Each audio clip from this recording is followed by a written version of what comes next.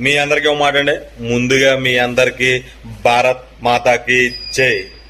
జై హో భారత్, జై జై జై జవాన్.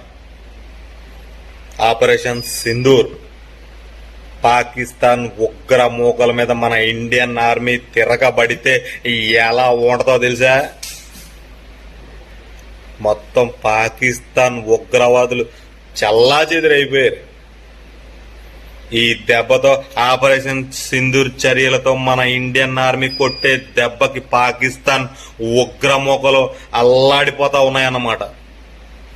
ఈసారి పాకిస్తాన్ లో ఉండే ఏ ఉగ్రవాది నా కొడుకైనా గాని మన భారతదేశపు మట్టిని ముట్టాలన్నా, మన భారతదేశంలో ఉన్న ప్రజల్ని కన్నెత్తి చూడాలన్నా, మా భారత మాత జోలికి రావాలన్నా మన ఇండియన్ ఆర్మీ పాకిస్తాన్కి చెమటలు పట్టించే విధంగా ఆపరేషన్ సింధూర్ మన ఇండియన్ ఆర్మీ పాకిస్తాన్ ఉగ్రమూకల్ని పీకి పారేస్తా ఉన్నారు.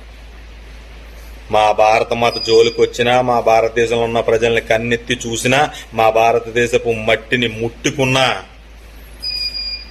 ఇంతకన్నా ఘోరంగా భయంకరంగా మా ఇండియన్ ఆర్మీ కొట్టే దెబ్బ చాలా గట్టిగా ఉంటది. గుర్తుపెట్టుకోండి, ఆపరేషన్ సింధూర్.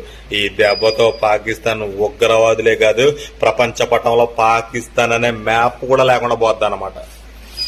జై హో భారత్, జై హింద్, జై జై జై జవాన్. Indian army salute. అనోటి మీ అందరికీ ఒక మాట చెప్పడం మర్చిపోయాను. ముందుగా పాకిస్తాన్ వాళ్ళందరికీ హ్యాపీ దీపావళి. దీపావళి ముందుగానే వచ్చేసింది ఆపరేషన్ సింధూర్తో. గుర్తుపెట్టుకోండి, మాటలతో కాదు, మిసైల్తోనే పని. మామూలుగా ఉండదు.